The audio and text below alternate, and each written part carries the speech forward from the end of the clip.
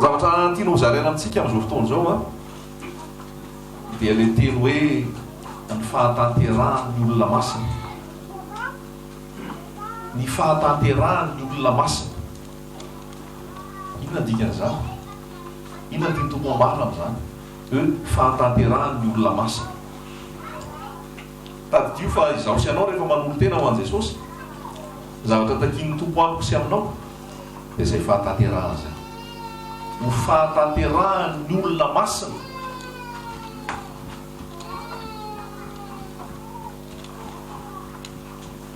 Rehefa miaraka amin'ny tompo a dia manao ohatr'izao, miakatra ny fiainam-panahy, miakatra ara-panahy, miakatra amin'ny fahalalana ny tenin'Andriamanitra, mandroso.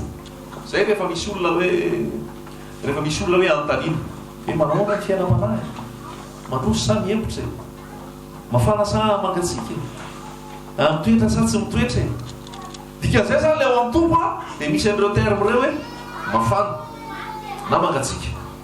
Misy koa hoe mitoetra na tsy mitoetra.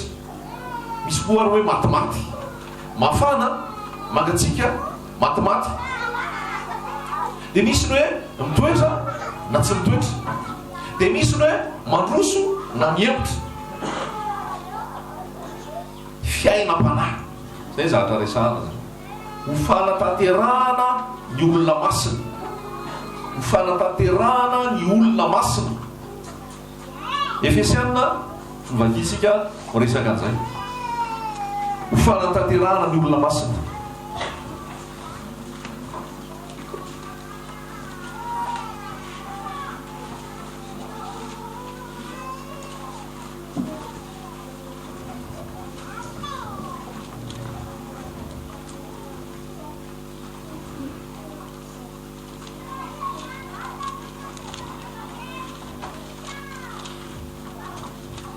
Amin'ny teny frantsay izy dia hoe pour l'accomplissement des saints. Efesianina toko faefatra andininy faha 12.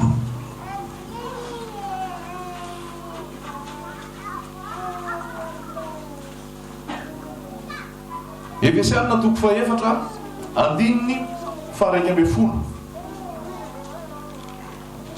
Ary izy no nanome ny sasany ho apôstôly, ary ny sasany ho mpaminany, ary ny sasany ho evangelista, ary ny sasany ho mpiandry sy mpampianatra.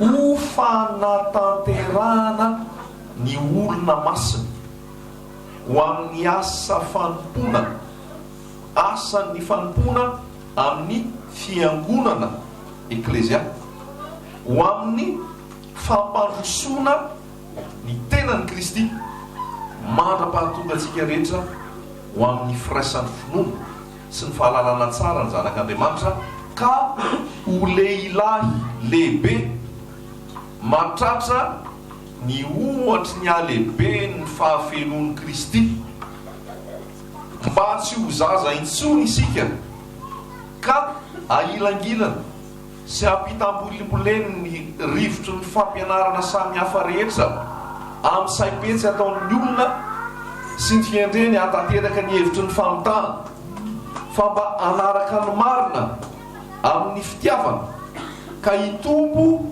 amin'ny zavatra rehetra ho amin'izay loha dia Kristy. Izy no hitombon'ny tena rehetra izay akampana sy ampiraisina tsara, noho ny fifampony isan-tonony araka ny fiasan'izay rehetra momba azy amin'izay mety ho anjara asany avy, ka ampandrosoany tenany amin'ny fitiavana. Lavalava le teny, fa teny misy hevina, teny mafonja ao anatin'ity Efesianina toko faefatra. Raha verina le izy dia zao ny tanjon'Andriamanitra amiko sy aminao dia hiasa ho azy. Amen. Raha maritsika eto raha maritsika eto zay hoe ho fanatanterahana ny olona masina ho amin'ny asa fanompoana amin'ny fiangonana. Tsy natao iaina fotsiny tsika eto tany, tsy natao velobelona fotsiny tsika eto tany, fa natao tsika mpiara-miasa ao amin'i Jesosy. nataontsika mpiara-miasa am' Jesosy, nataontsika hanao asa zay napetra no tanterahana. Fa io asa io manana mission izy apetraka amiko, manana asa izy apetraka aminao. Zao mbola amboarina aloha ianao ho tanteraka, zay vao afaka anao tsara n'le asa. Zany hoe misy mety asa tonga dia eo eo fitoriana, fizarana, fizoroana vakombelona eny amin'ny rehetrarehetra eny. Misy asa mety ao aoriana homanotompo aminao amin'ny fitoriana, fa mbola voalaza misy teo hoe ho fanatanterahana ny olona masina, ho fampandrosoana ny tenan'i Kristy, ho fambola volana azy mba ho lehilahy lehibe. Zay mba ho lehilahy lehibe, afaka atao koa hoe mba ho vehivavy lehibe. Tsy mety raha zaza foana ao am' Jesosy a, tsy mety raha ankizy foana ao am' Jesosy, fa mila fitombona ara-panahy. Azay tany fanahandro any, satria maromaro sika nefa fantatro endrika, efa fantatro efa ela. Eo no hoe mety hoe vaovao vao aingana ihany koa no hita sy fantatra. Fa na ho an'ny vaovao na ho an'ny efa ela dia izao tovy ny zavatra tadiavin'ny tompo amintsika, mba ho lehilahy lehibe, mba ho vehivavy lehibe, mahatratra ny ohatra ny fahafenon'i Kristy, mba ho lehilahy lehibe mahatratra ny ohatra ny alehibean'ny fahafenon'i Kristy. Zany hoe ny zanak'Andriamanitra, ny fiangonan'i Jesosy Kristy dia mila mitombo ao amin'ny fanahy, mila mitombo ara-panahy, ho fanatanterahana ny olona masina. Jereo indray ao amin'ny Efesianao ihany a, toko faharoa. Efesana toko faharoa voalaza hoe asa nisika voaforona tao aminy, manao asa tsara zay efa nomanina teo mba andehanantsika eo aminy. Efesana toko faharoa 10:10.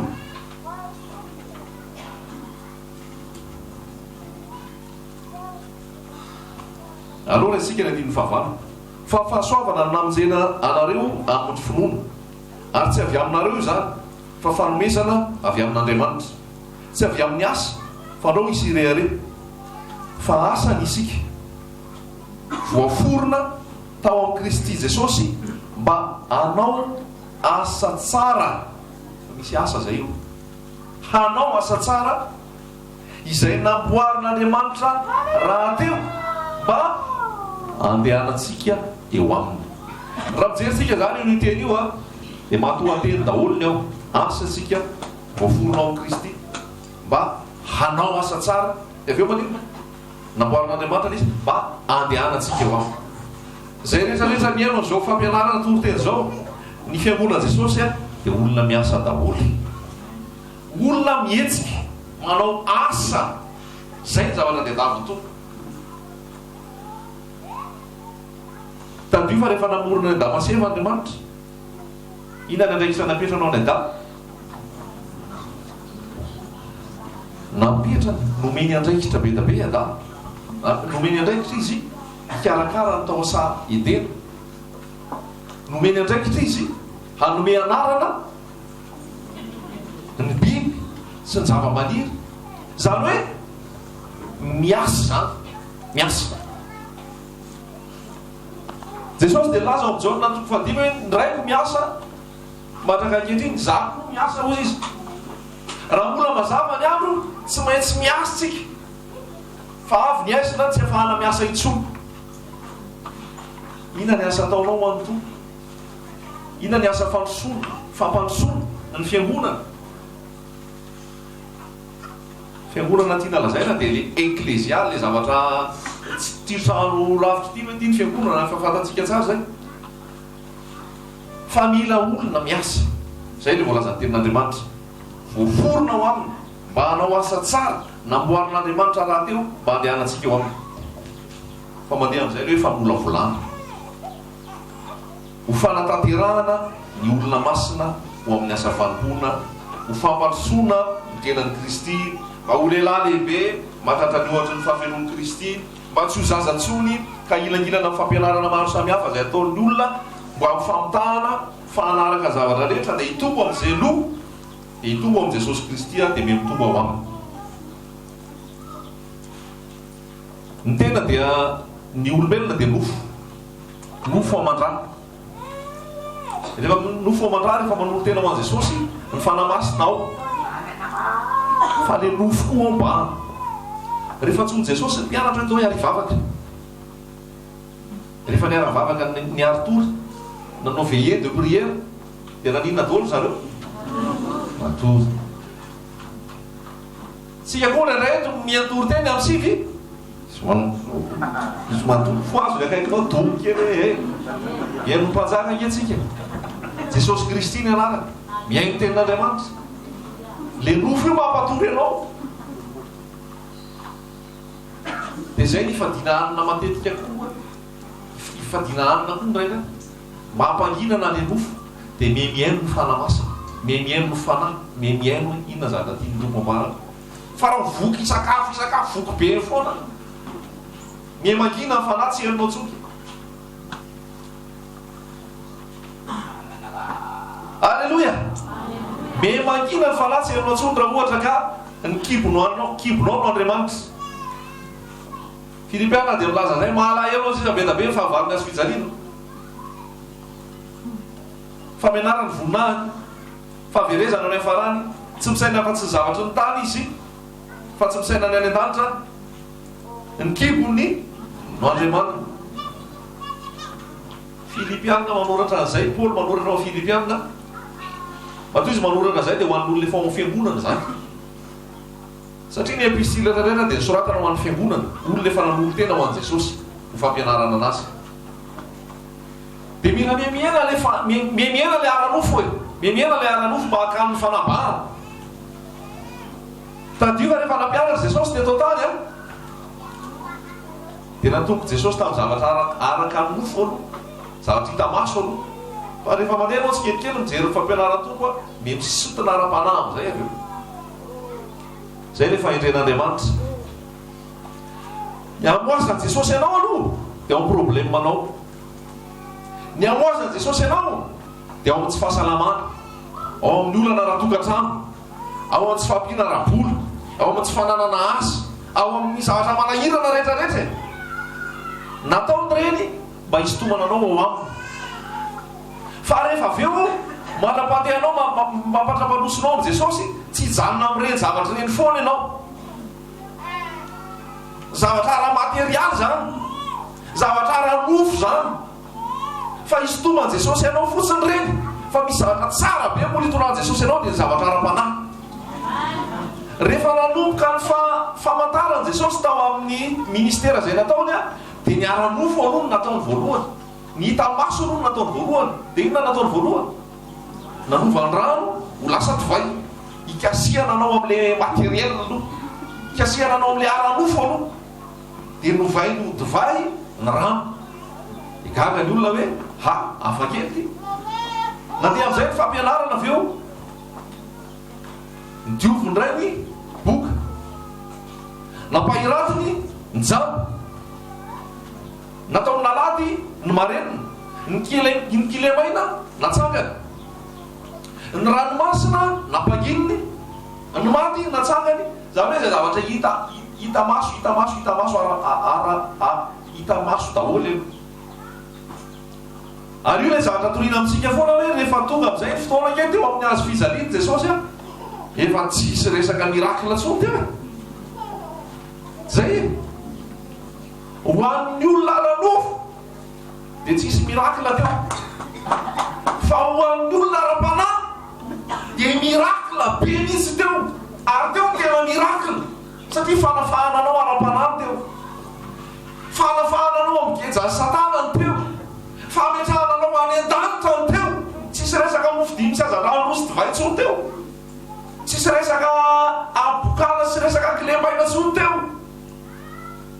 Zay le zavatra ara-panahy miainga dia memandroso amin'ny ara-panahy. Zany hoe rehefa ao amin'i Jesosy dia mila izay fitoroana izay. Ohatra ny ao amin'ny kilasy io rehefa hiarao amin'i Jesosy tsy classe de maternelle foana. Ny classe de maternelle foana dia inona? Ronono ny sotrona. Ozy tenin'Andriamanitra hoe nareo rehetrarehetra reto raha ny fahelan'ny fotoana dia tokony efa mpampianatra daholo nareo. Fa saika amin'izao fotoana tsy mbola zaka nareo le izy, dia ronono nomeko anareo, na dia efa tokony omena vetikanina azy ianareo. Fa ny ronono dia ho an'izay voazaza, fa ny vetikanina dia napetraka ho an'ny olona efa lehibe, mahay manavaka, mahay mamantatra. Hitantsika ao amin'ny fanjakan'Andriamanitra dia misy an'izay hoe zaza sy lehibe zay. Ao amin'ny fanjakan'Andriamanitra dia misy an'ilay hoe fahafantarana ny ara-panahy sy ny ara-mofo. Eo alohan'ny ten'Andriamanitra tsika amin'izao fotoana, izaho sy ianao manana ahoana aby miaraka amin'i Jesosy. Manana ahoana ny fitomboko ara-panahy miaraka amin'i Jesosy. Manana ahoana ny zava-panahy miaraka amin'i Jesosy. Alleluia! Dinio ny tenanareo, dinio ny fiainanareo. Me mandroso amin'ny ara-panahy ve? Me mandroso amin'ny zava-panahy ve? Fa raha hoe ny andro busy dia tsisy bus misy dia mivavaka dia nisy bus. Zavatra efa klasika izany eo fanjakan'Andriamanitra, efa hay zany. Hoe tsy nanam-bola dia nisy vola, tsy nana asa dia nanana asa, nanany dia sitrany efa klasika zany, efa fantatra zany. Fa ny eo amin'ilay matetika antsika dia mijaly amin'ny materiel io. Nafahan'ny tompo e, nivahan'ny tompo ty e, dia nomeny tompo anitsy e, nomeny tompo an'izao e, nomeny tompo an'izaro e. Fa aiza ho aiza rehefa miresaka hoe tena mahafinaritra be le maheno an'ilay tenin'Andriamanitra le hoe ao Korintiana hoe romavao amin'i Jesosy. Mahafinaritra be maheno an'ilay hoe zanako ianao, zany teraka anao. Zavatra spirituel zany, hoe zavatra ara-panahy. Mila mitombo sika gavako manana, mila fiangonana mitombo sika. Ary natao mitombo misy ny fanenjehana, natao ampiangonana, natao Jerosalema rehefa teraka ny fiangonana, satria mitady hitabatabana sy hiankikankina natao foana ry mpianatra roapolo amby zato sy ny fiangonana zay nisy. Dia ozy nytao hoe alao asina fanenjehana eto. Fa raha voa asina fanenjehana eto mety atoritory eto, mety ho varimariny eto. Dia natao nisy ny fanenjehana, nisy ny matimaritiora, nisy ny famonona rehefa teraka ny fiangonana, dia nisy ny fampijaliana, dia niparitaka ny fiangonana avy eo. Rehefa mamaky ianao anatin'ny baiboly, rehefa mamaky koa anao tantara histoire zany, dia hitanao niparitaka daholo ireo mpianatra ireo. Ny sasany lasa tany Etiopia, sasany lasa tany Inde, sasany lasa tany nisy toerana bedabena aleha. Ny Paolina nitory ny teny tao Azia iray manontolo. Dikan'izay zany hoe le fiainam-panahinao mila mitombo ho amin'ny fanatanterahana, olom-baovao ao amin'i Jesosy, fa misaina ny zavatra any ambony. Tadika le tenin'ny Paoly ao amin'ny Kolosianina. Raha niarana levina tamin'ny Kristy izy nareo ary raha niarana tsangana tamin'ny Kristy dia ahoana? Saino ny zavatra any ambony, any amin'ny toeran'i Kristy. Dia amin'ny teny frantsay izy hoe affectionnez-vous aux choses d'en haut. Zany hoe le affection zany ao amin'ny sehatry ny foly, ao amin'ny sehatry ny fo misy, misy affection. Lasa rehefa misy hoe affection zany dia mahaliana, mahafinaritra, mahadotina, mahalasa saina, mahamaika foana ny eritreritra zavatra ny lanitra. Saino ny zavatra any ambony ozy fa tsy le tia tany. Raisoa ny Kolosianina mba mipetraka tsara le teny ao anatin'izay. Kolosianina toko 4 andininy 1. Ny fiaingana zany, raha miresaka eto ny fiaingana dia olona efa nateraka indray, olona efa nibebaka, olona efa nanolotena ho an'i Jesosy. Zay tsy mety ozy izy ten'Andriamanitra raha ho zaza foana nareo. Kolosianina toko 4 andininy 1. Kora niarana tsangana tamin'ny Kristy ianareo, dia hikatsao ny zavatra any ambony. Aiza io any ambony io? Any amin'ny toeran'i Kristy. Aiza Kristy? Any an-danitra. Toerana mipetraka eo an-tanankavanan'Andriamanitra. Izay mipetraka eo an-tanankavanan'Andriamanitra. Zay zao baiko voalohany raha niarana tsangana tamin'ny Kristy ianareo, katsao ny zavatra any ambony.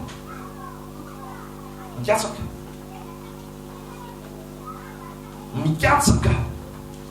Mikatsaka zany voambolana mahery koa zany, voambolana ambony zany. Mikatsaky zany a tena hoe mitady fatratra zay mitady fatratra mikapoka manao zay hoafany ahafahany mikatsaka. Ohatra ny olona mikatsaka volamena, rehefa ny olona mikatsaka volamena voalohany indrindra ataony aloha dia miala eo amin'ny tanàna misy azy raha tsy hoe le volamena. Dikan'izay a mandao ny vady aman-janany, mandao ny tokantrano, dia lasa makany amin'ilay toerana misy volamena. Rehefa tonga any tsy fofo masina mazimazia dia io le volamena fa manino mbola miady. Rehefa miady lavaka dia aveo le volamena aveo tonga dia azo indray koa mbola atao iny mbola sivalina. Dia rehefa sivalina aveo a dia hita le volamena. Fa manamatonga an'iny ary amin'ny bijouterie tsara tarehy mbola misy inona koa, mbola misy asa be da be natao mikatsaka mikatsaka mikatsaka mikatsaka. Ohatr'izay zany le izy tsy moramora. Maimaimpona ny famonjena averina antsika foana zay. Maimaimpona ny fidirana ny fanjakany lanitra averina amintsika zay. Fahasoavana ny amonjena averina amintsika zay. Fa rehefa eo amin'le mandeha amin'izay manam-pahatonga Jesosy any amin'ny raha ony lanitra, fahasoavana ihany koa. Fa fahasoavana misy fikatsahana ny fanjakan'Andriamanitra, misy fikatsahana zay araka ny tenin'Andriamanitra. Dia zay zavatra lazay teny hoe kajao ny zavatra any ambony any amin'ny toeran'i Kristy eo an-tanaka avan'Andriamanitra. Saino ny zavatra any ambony, sainao zany manino misaintsaina misaintsaina ny any amin'ny toeran'Andriamanitra fa tsy ny zavatra ety an-tany. Misy ny any ambony, misy ny ety an-tany.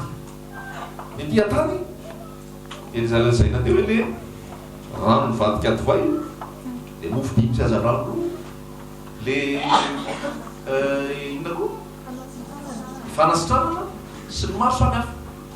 Fa mbola misy ny ambonin'izay le zavatra any ambony, le teo amin'ny hazo fijaliana, le fanilozan'ny olona tsy tian'ny olona intsony, nefa eo le tena fanavotana sy ny fanendahana ny nofo ary fandehanana araka ny fanahy. Eo vitsy ny mandeha eo. Raha manasa hoe ndao anao veille de prière, mahita olona zay na daholo mbola iasa raha-pitsony, mbola misy aty an-tanay, mbola misy an'izao tanay. Fa raha mikatsaka sika aisika foana mandamy manino. Ohatra ndray fa miasa ihany e, rehefa tompona rehefa miasa ianao ainao foana mandamina an'io. Halleloja.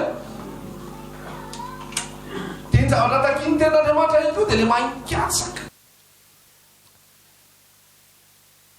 Mba milofo ve tsika mamaky an'ity baiboly ity? Mba mahaliana antsika ve mamaky ohatra hoe tantaran'i Israely, tantaran'ny fokony Joda, tantara mamaky ny salamo fiderana, mamaky ny raha hoe le hikatsaka ny zavatra any ambony eny dia dikan'izay tia no miresaka ny zavatra any ambony e. Raha zavatra resaka zavatra concrètement zany tsika hoe ahoana moa le hikatsahana zavatra any ambony, dia tsy hanao méditation mipetraka foana zany dia misiditsidina hoe isainany any ambony. Misy baziny ny sainany le any ambony dia tia tenin'Andriamanitra ity. Manana 420 ora ianao ao anatin'ny ray andro, 400 fotoana zay ny andraisanao ny tia tenin'Andriamanitra ity. Marina fa le tenin'Andriamanitra efa milatsaka ao am-ponao rehefa raisinao. Arakaraka ny andraisanao n'io tenin'Andriamanitra io milatsaka ao am-po io, dia mesargenao mefenao. Fa mila memandray foana indray ianao dia memahazo. Raha olona malaina mamaky tenin'Andriamanitra zany, lazaiko anao fa mbola ara-nofo zany. Raha olona mbola malaina, mikaroka, mikatsaka, mandoalika, mijery ny ato anatin'ny tenin'Andriamanitra, mbola ara-nofo zany, mbola zaza zany, ary mora lavo zany, mora menjery zany, mora solafaka zany, satria tsy sarzenao, raisy fotsiny ara-nofo e. Zay tsy tena misakafo tsara, tsy dia mazoto, tsy mandray hanina tsara ho an'ny vatany, dia maninona? Mora azona aretina, marefurefo, mora solafaka, mora menjery, mora vizana, satria nahoana? Tsy misakafo. Ampianarin'ny tompony zavatra hita maso sika amin'ny zavatra ara-panahy.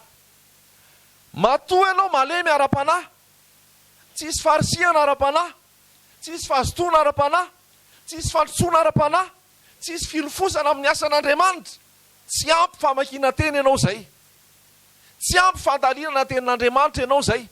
Mbola tsy mipoka zay le nofo ao anatinao, apoka n'le tenin'Andriamanitra ka mahatonga anao mirotoroto, mitsosotsoso, miazakazaka ho amin'le fanjakan'Andriamanitra, ho amin'le zavatra ara-panahy.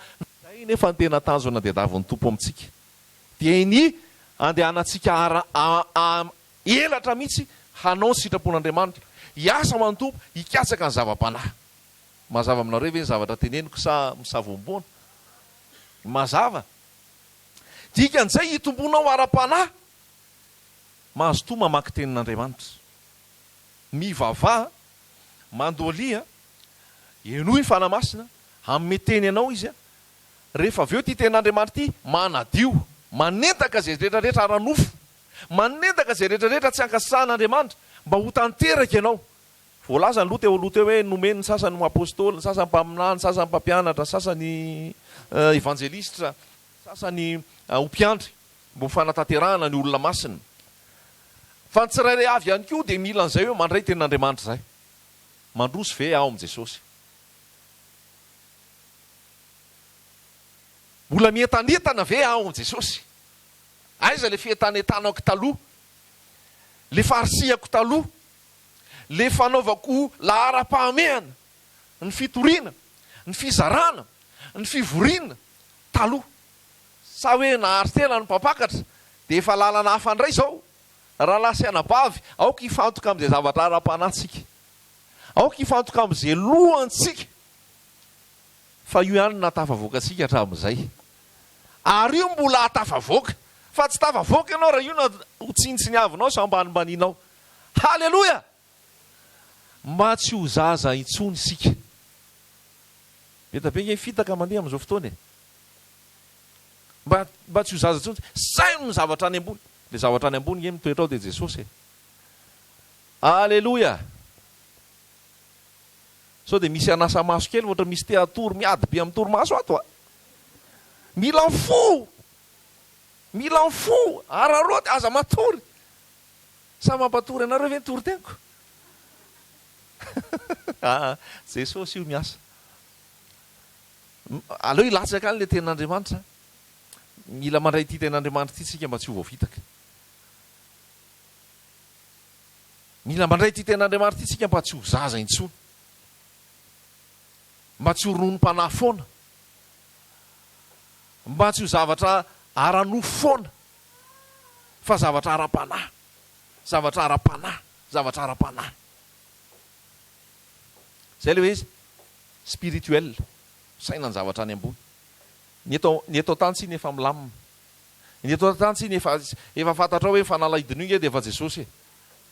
Tsy io tsony ny vakiko loha be, tsy io tsony ny asako saina be, fa fantatro fa efa iandraketany raiko fa hisaintsaina n'le momba ny Jesosy a. Le zavatra any ambony nge dia tsy iza fa Jesosy. Misaintsaina ny amin'ny Jesosy. Ty hisaintsaina ny amin'ny Jesosy ianao, tia ny Baiboly, ato ny zavatra rehetrarehetra ambarany. Raha hikasaka ny any an-danitra ianao, ato le zavatra rehetrarehetra ambarany. Dia efa nomeny herin'Andriamanitra anao zany, ahafahan'le nofo miena. Ahoana ozy Jaona? Izy tsy miena, dia ahoana? Izy za tsy maintsy miena, izy tsy maintsy mitombo. Izy tsy maintsy mitombo.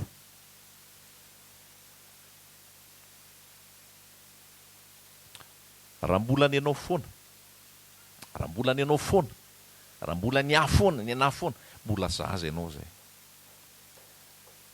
Raha mbola misy fitiavan-tena, tsy fijerevana ny hafa, mbola ara-nofo ianao zay. Fa ny tena olona ara-panahy efa miendaka amin'io fitiavan-tena io, mihitsana io. Zay nge le teo amin'ny azo fijaliana e. Zay an Kristy Jesosy dia efa nanombony nofony mba mifaniriny sy ny filany teo amin'ny azo fijaliana. Korintianina faharoa dia milaza koa amin'ny toko 5 hoe zay ho velona dia tsy ho velona ho an'ny tena antsony, fa velona ho an'ny Kristy. Ary ambony be le tenin'Andriamanitra ao amin'ny Romanina toko 12 hoe mba tsy hisaina ny anazy tsony fa hisaina ny hafa. Dia ozy ny olona ve entinareo amin'ny tany ty filazantsary ty, satria misy manara roatra koa zay. fa nefa rehefa tena rahanao amin'ny tenin'Andriamanitra dia zay tsy velona ho anao tsony iny ianao fa velona ho an'ny hafa e. Modely Jesosy fa lazaiko anao. Modely Jesosy modely zany a tsy tena velona ho an'ny tenany tsony zany. Zanak'olona izy tsy manana zay ametrahana ny lohany. Zanak'olona tsy manana zay ametrahana ny lohany. Fa rehefa tonga izy teto tany dia hoe zanak'olona tsy tonga mba hotopoina fa zanak'olona tonga mba handropo. Zany hoe ny fitompona ara-panahy ihany koa dia manana an'izay toe-panahy manompo. Ampitiavana. Ny zavatra manahirana masy dia zao e. Tonga le ratsy a dia namafy zavatra be da be tsy izy teo amin'ny fiangonana. Dia lasa nampanompo sy nangeja olona le filazantsara. Ary nisy mpamonany sandoka sy mpampianatra sandoka lasa nangeja sy nampijaly ny zanak'Andriamanitra. Nanara-roatra an'le tenin'Andriamanitra ary namily ny tenin'Andriamanitra tany amin'ny tsy izy. Fa raha raisinao amin'ny fahamarina ny tenin'Andriamanitra, raisinao mazava, tsy mihaino an'izay fampianaran-diso sy ny sisa, dia ozy ny tenin'Andriamanitra hoe zay teny lehibe aminareo aoka ho mpanompon'izy rehetrarehetra. Zay ny zanak'olona tsy tonga mba ho tompoina fa tonga mba hanompo. Zany hoe le fahamarina ny tenin'Andriamanitra ara baiboly dia zay hoe fijerevana ny hafa, fanompona ny hafa, fanarahana zay voalaza ny tenin'Andriamanitra. Sarotra be zany raha mbola ara-nofo ianao. Ary tsy anaiky an'izany mihitsy ianao raha mbola ara-nofo ianao. Tsy azo terena nefa zay fa aleo faresen-dahatra avy amin'ny fanamasina. Ny fanamasina no mandresy lahatra. Ary ny fanamasina no mikasika ny tsirairay avy samy manana ny ora, samy manana ny fotoanany. Aleloia! Dia misy efa niara-teraka tao amin'ny fanjakana, ny sasany maroroka, ny sasany tena misidina, ny sasany misy mistagina. Insuffisance pondérale, tsy ampy ny lanja.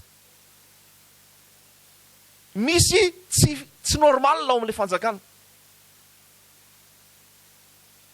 Ka tsao mitadiavany Jehovah sy ny heriny ozy izy. Ka tsao mandrakariva ny tavany.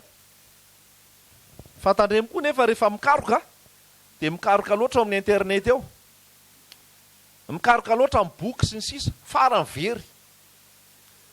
Satria tsy mandeha ara-panahy. Fa miseurseur fao dia mijery toroteny ao, mijery fampianarana ao. Ny hafarany lasa miteny hoe tsy Jesosy tsy Andriamanitra tsony. Ny hafarany lasa miteny hoe tsy izy le fivavahana kristianina. Sandohany devoly ao dia maty ao. Ny tena fahaleovan-tena, ianao rery mihitsy aloha mamaky baiboly. Ianao rery mihitsy aloha mandoalika mivavaka. Fa ao anaty internet ao daholo ny tsara sy ny ratsy. Raha tsy manana le fanahy manavaka, fanahy mamantatra, fanahy mahay mijery a, ny avy amin'Andriamanitra sy ny tsy avy amin'Andriamanitra, very ao, tena very ao. Fa mila mandoalika isan'andro. Mila mihaino tenin'Andriamanitra rery, mila mandray izay voasoratra ato amin'ny tenin'Andriamanitra. Haleloia! Jesosy ozy izy mba ho lohany, hitombo amin'izay loha. Hitombo amin'izay lohany isika. Dia misy formation ao amin'i Jesosy. Misy formation amin'i Jesosy. Tandremo fa tia nofo tia mamitaka rehefa ao amin'i Jesosy. Tena mafanafoany amin'ilay fibebahana, fitoriana. Ianao tena ho lasa evangelista ianao. Voandroany izy tenenina ho lasa evangelista, ny ariva izy dia efa hoe za evangelista. Ny apitso eo amin'ny tetety za evangelista, lavo any ananina any. Mbola formena aloha. Mbola folana aloha. Zay vao ho tanteraka izay tenin'Andriamanitra zay. Fa tsy maika be. Aleloia! Mbola voavozy ianao fanjakan'Andriamanitra. Fa mila alefa aloha ilay tenin'Andriamanitra manala izay rehetrarehetra tsy izy ny anaranao hatramin'izay. Malala izay rehetrarehetra tsy izy ao am-ponao hatramin'izay. Afaka ianao tao anaty rano. Rehefa rentrika tao anaty rano, safotra tao anaty rano. Fa le rano tao anatinao, le tamin'ny anao mbola tao anaty rano, mbola mila esorina koa aloha. Dia mahita mihitsy sahala amin'izany toerana anankiray, fitoriana anankiray, izay netahitan'ny fo fa tsy netahitan'ny fanahy, netahitan'ny nofo. Dia taitaitra tamin'ny faminaniana, taitaitra tamin'ny zavatra zaraina, dia ianona ho mpaminany, ianona ho ny apôstôly, ianona ho ny evangelista.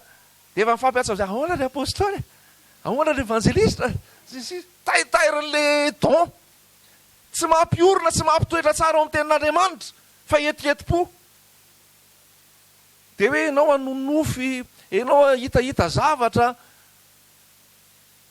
de iny koa fa nanofy nefa le izy ndraindray nofy tsy avy amin'ny tompo akory le olona mahitsy le olona matahotra an'Andriamanitra avy avalinao de manatona azy tandreo fa ianao mijangajanga fa hitako tamin'ny nofy ahoana ny tonga de itenenanao fotsiny zany ianao nanofy reraka de zay ny zavatra hitanao le olona nefa ara-panahy tsara taitairyle manofy fotsiny ao ny ao amin'ny tompo ny baiboly lo vakina rehefa manofy rehefa misy fahitana jereo tsara aloha avy amin'ny tompo de vola ke mamitaka e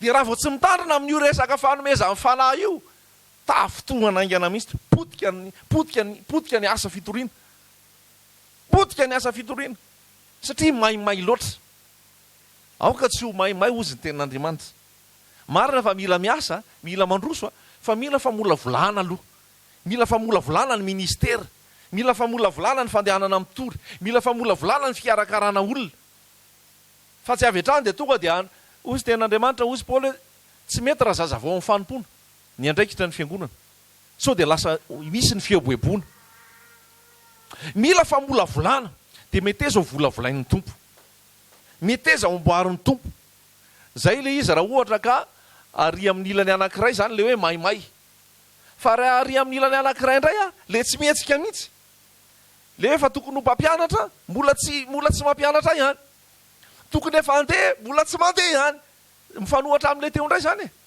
mipetraka fotsiny tsy manao nininy samy ratsy na le avatso na le avato fa mila manatona leo ampovoany mihaino tsara ny fanahy mamatatra zay sitrapon'Andriamanitra mamatatra zay tian'Andriamanitra atao de laklean'ny olona zay namitsika ty baiboly ty tena ianona ty ten'Andriamanitra ty vakina ty ten'Andriamanitra ty raisiny isan'andro ary manana fiainam-bavaka fa mihamandroso ianao ary hoe misaina ny zavatra any ambony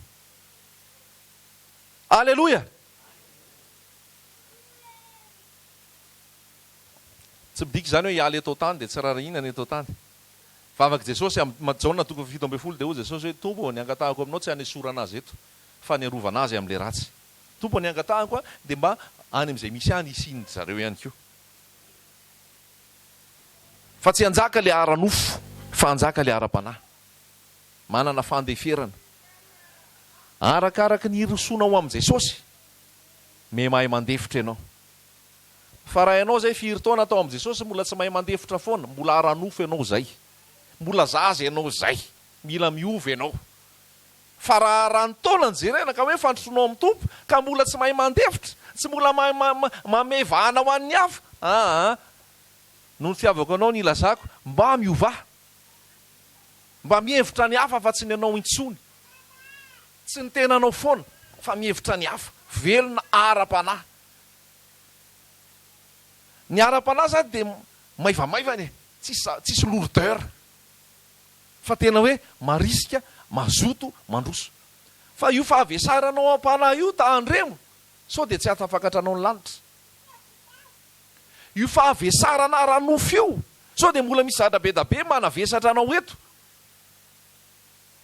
ka tsy ho lasa ianao any an-danitra tandremo zany raha lasa anabavy ary zay mahatonga Paoly miteny hoe raha iza de miazakazaka nefa tsy miazakazaka manao aventure ny aventure zany de zao tsy isy hoe andeha ho aiza na makaiza fa mandehandeha fotsiny e de ozy Paoly hoe za raha miazakazaka tsy miazakazaka fahatany fa miazakazaka anaty rafitra anaty zay voasoratra atao amin'ny tenin'Andriamanitra za ozy izy raha itao tany de manao boksa fa raha manao boksa ozy izy tsy boksa manao tontolo rivotra fa ny boksa ataoko ozy izy asiko mafy ty tenako ty ho mangana fa so de za efa nitory tamin'ny hafa indray no lavina zany hoe misy fandavana an'le nofo ao fa io nofo io manohatra ny fanahy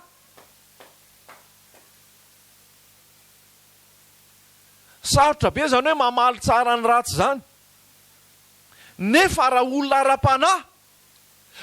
ara-panahy de mamaly tsara ny ratsy atao aminy mampalahelo nge am'izao fa le fivavahana raha lasa anabavy za de ontsa mihitsy fa lasa atao fitaovana ara-politika le fivavahana. Lasa ahafahana maka fahefana le fivavahana. Lasa tononon Jesosy sy ny hira fivavahana eny amin'izay rehetrarehetra hiadivana seza, hiadivana toerana. Dia tononona le anaran'Andriamanitra dia atao ny hira-pivavahana. Aza mba midikiditra amin'izany ianao, mivoata ao, fa tsy afangarongarona ny ara-panahy sy ny ara-nofo. Jesosy dia nilaza mazava ny fanjakako tsy eto amin'izao tontolo izao. Ny fanjakako tsy eto amin'izao tontolo izao. Ianao milaza kristianina, nefa ianao manadroadro, nefa ianao mametaka sorona olona, nefa ianao manaratsy olona. Aiza ny kristianina anaratsy olona? Aiza ny kristianina anadroadro? Aiza ny kristianina metaka soronao? Nefa ianao milaza fa kristianina. Simba le fivavahana. Entina anaovana fitaovana azona zavatra ara-nofo. Raha zanak'Andriamanitra ianao tsy manaratsy olona, tsy miteny anaram-bositra olona, tsy manadroadro olona, tsy manasiketa olona, olombelona foana ihany mila fanajana. Mila fanajana sy fatahorana. Fa milaza kristianina nefa manisy hoeso. Ny olona ara-panahy dia mandefitra. Aleloia. Maninona ny olona ara-panahy? Ny olona ara-panahy dia mihevitra ny hafa alohan'ny tena. Maninona ny olona ara-panahy? Ny olona ara-panahy dia mikatsaka ny zavatra any ambony fa tsy ny ety an-tany. Maninona ny olona ara-panahy? Ny olona ara-panahy dia olona afaka manao ny sitrapon'Andriamanitra. Tsy voagejageza ny fahotana. Ny olona ara-panahy zany koa efa tsy problema intsony ny fahotana. Zay koa tena zavatra important. Ohatran'le aranabavy teo tsy problema intsony ny zava-pisotro misy zava-pisotro mamamo. Tsy problema intsony manao hoe akanjo tsy foky ty akanjo ty fa mahafinaritra rehefa tsy ahakasitran'Andriamanitra ny paozinao manafitohana ny hafa, tsy araka ny sitrapon'Andriamanitra, mampiseho vatana rehefa miteny ny fanahy. Tsy sa manao an'iny akanjo iny akory ianao. Rehefa miteny ny fanahy alohan'ny ala ao an-trano ianao, dia ozy fa nasoloy akanjo iny fa tsy mety. Ary tsisy hoe akanjo rehefa lahady, satria eo amin'ny rahalasaina-bavy. Fa ny akanjo rehefa latsinainy rehefa abosy tsy maninona fa tsy any am-bobao. Ny olona ara-panahy dia olona miaina amin'ny fahamasinana, modely amin'ny fiakanjo, tsy manafitohana ny hafa, na lahy na vavy. Tsy manindraindra ny ara-batana, ny ara-nofo, fa olona fitondratena motina. Petera dia nilaza hoe nareo vehivavy tsy voatery hitory-teny avadanareo foana nareo bepaha ianao e. Ianao maneken'i Jesosy e. Mangina fotsiny nareo vehivavy ozy izy. Mba voataona ny toetra nareo fotsiny ny lahy. Misy ke lehilahy tsy te hivavaka mihitsy satria le vehivavy ny tena blokazy e. Satria tafitohana izy ny atao ny vadiny. Mialatsiny milaza zany. Satria le vadiny mety miteny foana. Le vadiny mety mahita lazaina foana. Le vehivavy mety manindrinindry, manapanapaka. Ianao nefa mitory Jesosy. Nefa le toetran'i Jesosy malefaka. Aleloia. Le toetran'i Jesosy mandefitra. Dia tsy hitany eny aminao le izy. Dia tsy voataony izy. Dia ozy Petera matsy nandroatany epistily hoe ianareo vehivavy aoka tsy amin'ny resaka firandranam-bolo na amin'ny resaka firavahana. Aoka tsy amin'ny resaka teny foana ny ataona anareo an'ny vadanareo. Fa amin'le inona? Fanahy malemy sady miadana. Inona dikan'izay? Malemy fanahy. Vehivavy malefaka. Vehivavy mandefitra. Vehivavy malemy fanahy. Misy zany ato? Toa tsisy malangatanana le vehivavy maro. Sy misy say lahy malangatanana fotsiny izy ko. Zay le filazany tsara. Tsy vita ny miteny foana ty vavy ty. Io samy mahay miteny. Fa zay ho ianfetsika le izy. Zay le force tranquille. Tsy miteny akory ianao dia fa babo ny vadinao. Halleluja. Indraindray masy ianao mba eto ambavaka pastera le vadiko fa tsy mety miova tsy ny sisa tsy mety manaiky mihitsy so dia ianao mity la hoentina ambavaka voalohany indrindra aloha mba iovany marina sa diso lasa blocage sakana ho an'ny hafa tsy androsony ianao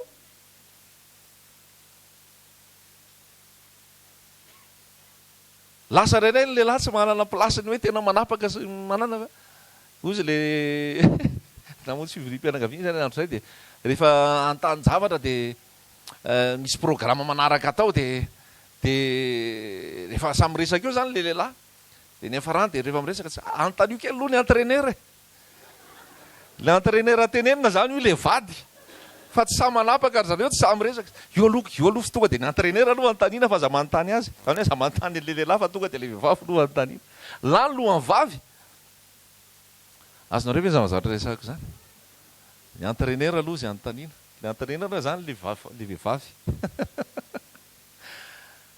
aoka ho modely ny vehivavy aoka ho ara-panahy aoka ho feno fahalemem-panahy aoka ho feno fandeferana ny vehivavy dia endriky ny fiangonana satria tsika dia fofombadin'ny Kristy ary fofombadin'ny Kristy le ho akarina Kristy le mpapakatra amen dia le zavatra ara-panahy zany misy hery fotsiny ao aminao dia taitra ny olona tsy voatery miteny foana tsy voatery miresaka foana fa le fandalovanao le fanatrehanao le fitoeranao natara-piara ny vadinao andraso izy zay vao miara misakafo raha tonga vany izy ara tezitra sy mokotra tezitra tsy faly teneno teny fitiavana foana fa inona ny zavatra nahazo tany pratika zany resahana amintsika zany fa mandefitra ihany zay ihany tonga dia vainafo eo andohany iny ozy ny tenin'Andriamanitra vainafo eo andohany ny teny mafy rehefa valiana moramora dia ahoana tonga dia milamina ny zavatra rehetrarehetra fa raha teny mafy valiana teny mafy hitanao eo ny fiatraikany ny olona ara-panahy dia olona mafeny lelany tsy miteniteny foana tsy miteny mandratra tsy miteny mahery tsy miteny ratsy namana tsy mety ozy Jakoba raha tia lely tia ny sady hideranao an'Andriamanitra tia no hanozonanao ny hafa tia ny tenenanao ratsy olona tia no hanozonanao olona tsy mety zany loha rano anankiray ve sady voan'ny mamy ny voan'ny masira tsy mety zay ny olona ara-panahy dia mamoaka teny mamy avy amin'ny vavany ny olona ara-panahy dia miteny masira miteny zavatra tsara ary ozy Jesosy mahatsy ny olona hoe aoka isira ao anatinareo aoka isira ao anatinareo zany hoe ny olona ara-panahy zany dia malaza tsara eo an-tanàna raha te halalanao dia za tsy anontany anao fa andeha ho any fokotany dia andeha eo akaikikaiky manodidididina eo dia hainoko hoe manahoana hono ranona manahoany ranona manahoany zao sy ny sisa sy ny sisa zay le izy fa tsy ianao mihitsy ny asaiko hiteny aleo ny hafa ny hiteny ianao alleloia ny olona ara-panahy dia mahatoky mahatoky amin'ny zavatra napetraka aminy mahatoky ny hafa ihany koa rehefa ao amin'i Jesosy ny fitiavanao izy tsy manino tsy manindrikendrika alleloia maheno anao ve zay lazain'ny fanahy fiangonanao ka hiaino ny fiangonana ny olona ara-panahy tsy manaza intsony rehefa samy ara-panahy izy mivady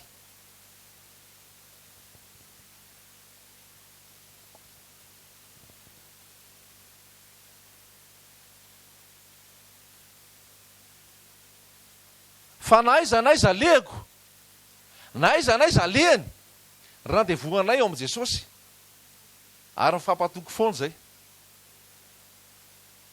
fantatro izy fa tia fantany afa tia azy tsy hanao zavatra miodikodina sy ambadibadika amin'ny mihitsy satria manana an'le fanahy ao anaty tiana lazaina dia zao ny olona ara-panahy tsy lany andro amin'ny fahasarotam-piaro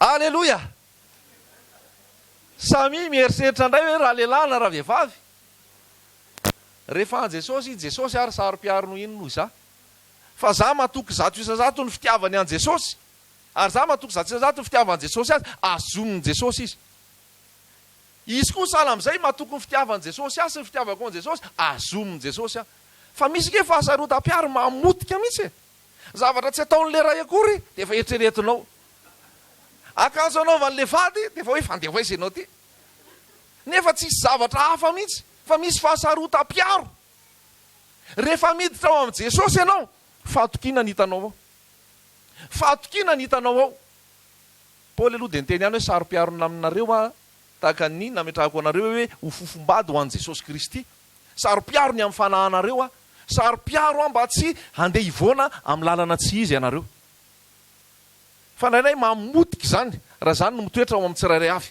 fa manana fahatokina rehefa ao aminao ny fanahy ato amiko ny fanahy miaina araka ny fanahy tsika mandeha io misotro tsy problema intsony zany alleloia rehefa olona miaina ara-panahy farany amaranako azy de zao na tsy miteny ary io vavy io mifandray amin'ny tompo ampanahy ianao io avy eo tsy hay io na teny gasy le ampanao na teny frantsay le ampanao na teny anglisy le ampanao fa ampanahy fotsiny satria zao ny voasoratra Andriamanitra dia fanahy ary zay mivavaka aminy tsy maintsy mivavaka amin'ny fanahy sy ny fahamarinana ny fanahy ary antaniko anao ary ny fanahy anglisy ve ny fanahy jiosy ve ny fanahy malagasy ve ny fanahy inona ny fanahy fanahy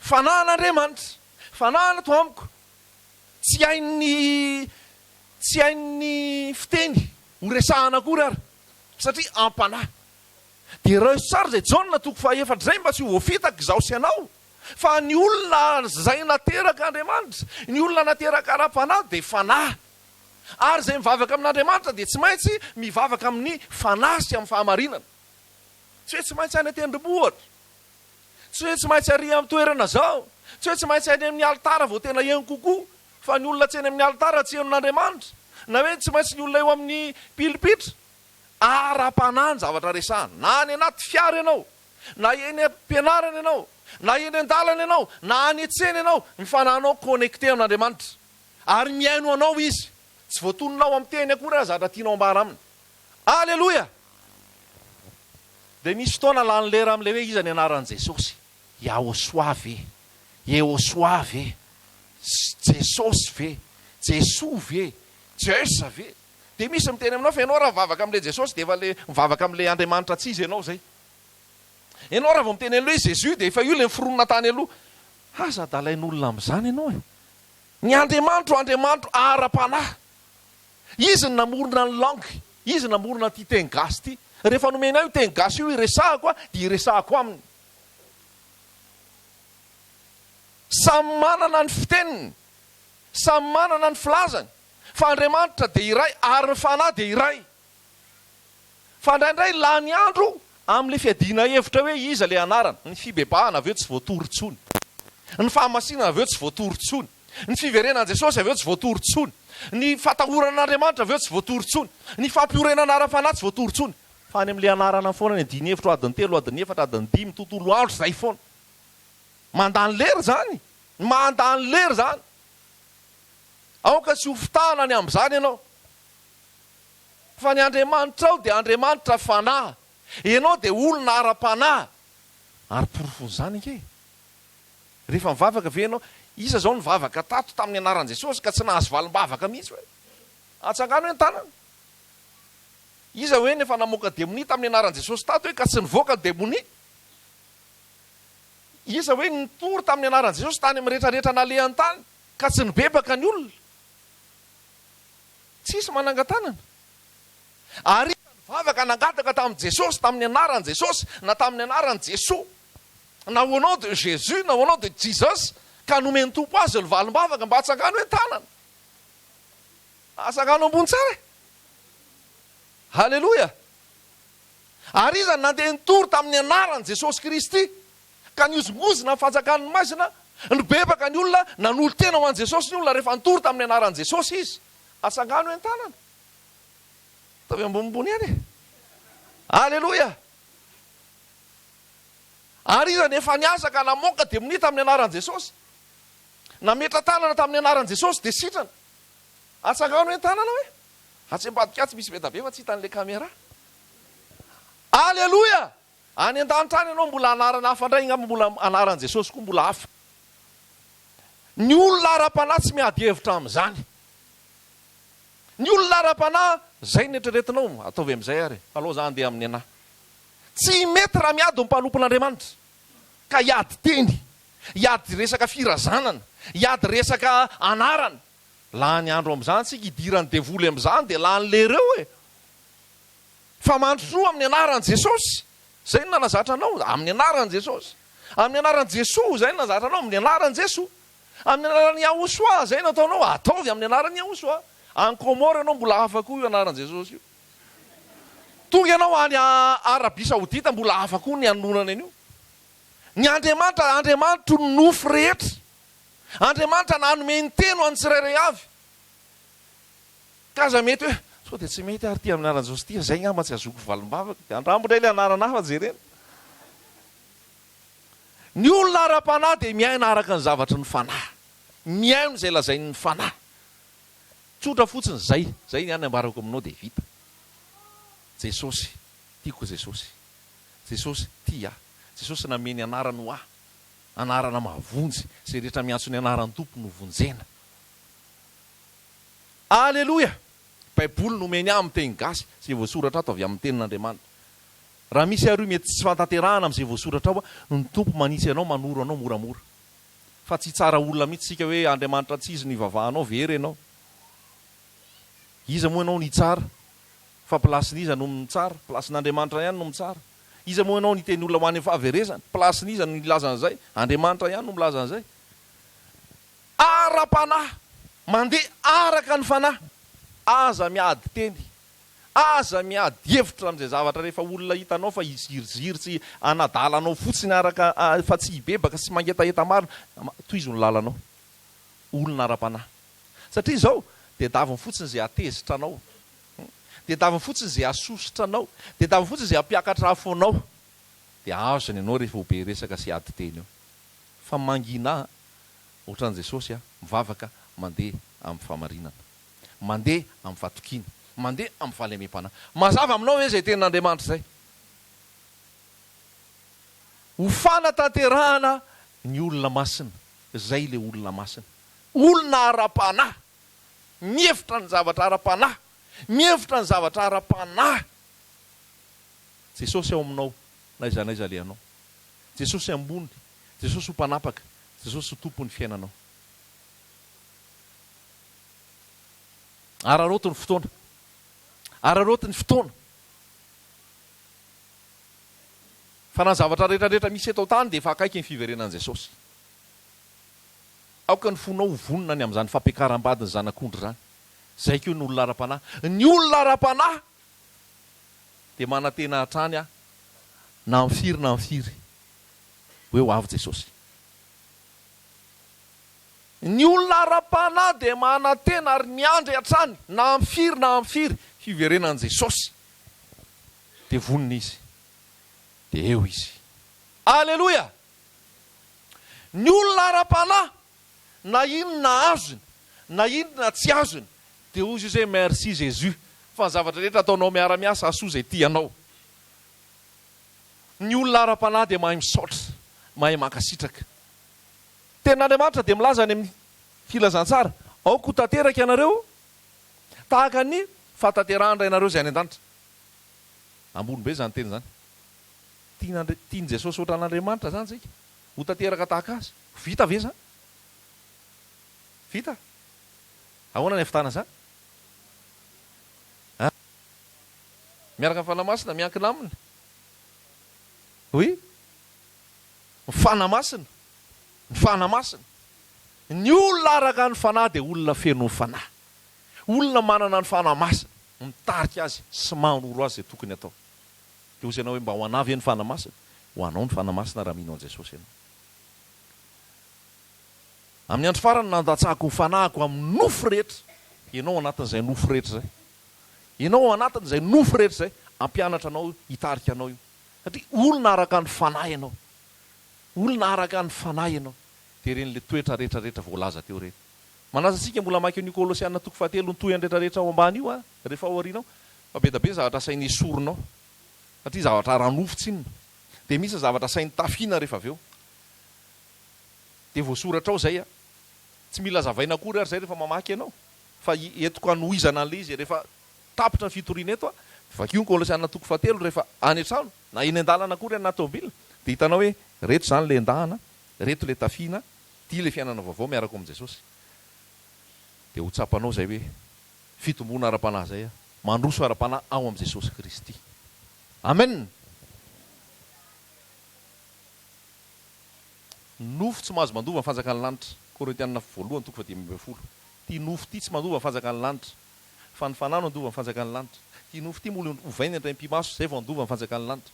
Aoka hikatsaka ny zavatra any ambony. Aoka hisaina ny fanjakan'ny lanitra. Aoka hieritreritra ny zava-panahy. De maniry koa zany raha maniry ny etaeta amintsika tsirairay avy a mazotoa mamaky tenin'Andriamanitra. Mba hovain'ny tenin'Andriamanitra ny fisainanao. Mba hovain'ny tenin'Andriamanitra ny fonao, ny fomba fijerinao. Mazotoa mamaky tenin'Andriamanitra mba hositran'ny tenin'Andriamanitra ianao. Mazotoa mamaky tenin'Andriamanitra fa ny tenin'Andriamanitra aveo no ahafahanao manavaka amin'izay hoe inona ny sitrapon'Andriamanitra sy ny tsy sitrapon'Andriamanitra. Mazotoa mamaky tenin'Andriamanitra mba ho tanteraka aminao zay sitrapon'Andriamanitra rehetra. Raha misy antso ny napetrany aminao hitory filazantsara, andeha ampianatra, andeha hizara ny teny, ekeo ny fanahy masina na hitarika, ekeo ny fanahy masina hamolavola, ekeo ny tenin'Andriamanitra hitoetra betsaka ao anatinao. Ho antsika tsirairay avy mba tena androso any antsika. Aza mionona, aza mionona. Mbola te halalanao bebe koa aby Jesosy. Aza faly amin'izao toerana misy zao fa mbola te halalanao bebe koa aby Jesosy. Mbola te hahitanao bebe koa aby Jesosy. Mbola te hafantatra anao bebe koa aby Jesosy. Mba tsy ho lasa routine ny arahanao amin'i Jesosy. Mba tsy ho lasa monotone ny arahanao amin'i Jesosy. Fa hisy rivo vaovao foana, hisy ainga vaovao foana, hisy farisiana foana rehefa miaraka ao amin'i Jesosy. De ataovy vavaka ao zay hoe mba hangetahetanao bebe koa, mba hitady anao bebe koa, mba halalanao bebe koa, afantatra anao bebe koa, androso ao aminao mandrakariva. Aleloia. Farany tena farany de zao, tsy ho azon'ny olona loatra ianao rehefa ara-panahy. Satria zay ny voasoratra. Ny olona ranofo de tsy halala zay zavatra ny fanahy. Satria ny nofo no hijerevany azy. Fa ny fanahy de fanahy. Hafa misy ny olona ranofo sy ara-panahy, mifanohatra be reo. Ary zay ny ray mahatonga ny fifandonana ao an-trano. Satria ny ankila ny ara-panahy, ny ankila ny ara-nofo. De mifandona. Fa mino hafa ny tompo andamina ny fotoana amin'ny zavatra rehetrarehetra mba samy ara-panahy daholo de andeha tsara. Tadio fa ny ara-nofo a, tadio fa ny ara-panahy mahay mandefitra. Mahay mandefitra ny ara-panahy de mahay mandefitra amin'izay mbola ara-nofo. Fa tsy handefitra nareo koa de mbola ara-nofo foana. Mbola zany foana ve nareo? Mba matanjatsaina e. Rehefa mbola tsy matanjatsaina izy loha de mba arao amin'izay. Rehefa mbola sentimental mora mitomany izy loha de ikeo hoe mba maka ny toerany azy zany mbola mitomany mbola marefo izy ty de mba maka ny toerany azy zay ny olona ara-panahy. Fa tsy hoe ianao koa tokony tsy mitomany tsony e. Ianao koa tokony mahery e. Eny e tokony zay ny le izy. Fa tsy mbola tonga amin'izay tanjon'izay ary izy ka ho forcenao ary ve. Ianao koa nge mety ohatr'izay taloha e. De ny olona ara-panahy mahay mandefitra, mahay maharitra, mahay mitantana moramora e. De tantana moramora eo zay mbola ara-nofo aloha e. Ohatra ny tantanan'i Jesosy asy ianao ihany. Jesosy zao nge ka nandefitra e. Jesosy nge ka naharitra e. Jesosy nge ka niharitra e. Fa tandremo. Fa ny olona ara-panahy zay mitady eboebo. Mitady izaozao izy. Zay efa ambony e. Zay efa mahay. Zay efa ara-panahy e. Ho anareo ara-nofo zany. Ratsy be zany a. Tonga de mivadika ara-nofo nay anao raha zay nataonao. Lasa misy fieboepona ara-panahy. Lasa misy fieveran-tena ho zavatra. Fa mandefera. Mandefera. De mahareta amin'izay mbola tsy fahatomombanana amin'ny hafa. Zay ny olona ara-panahy ihany koa.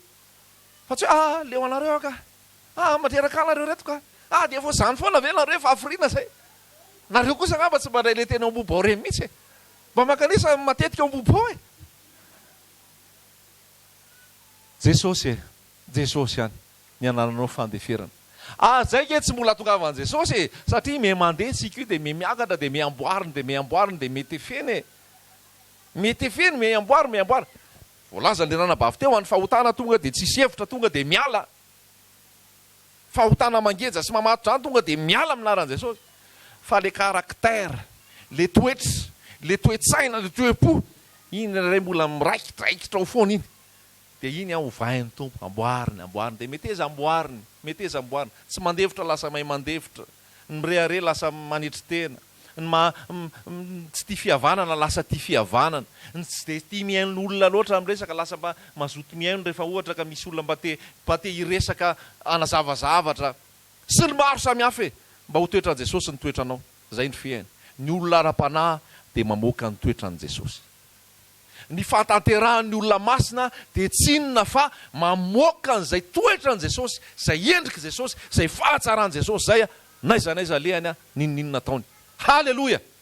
Noho izany eo alohan'ny ten'Andriamanitra tsika zao dia samy andinika, samy iondrika, dia samy hijery hoe aiza moa za ty zao Jesosy amin'ny fanarahana anao. Inona ny zavatra mbola tsy mety ka mbola tazomiko tianao hoesorina? Inona ny zavatra tianao iny tsy tianao amboarina amiko? Amboarina. Diovy Jesosy hoe. Petera dia tsy nanaiky diovin Jesosy. Dia hoy Jesosy hoe raha tsy manaiky ho dioviko ianao dia tsy manana anjara amiko. Fa misy zavatra teneny Jesosy ianao rehefa miondrika eo ianao. Naray azy dia miondre dia mivavaha eo amin'i Jesosy fa amin'izao tsika senao miteny zao tsika miresaka zao dia misy zavatra toriny ianao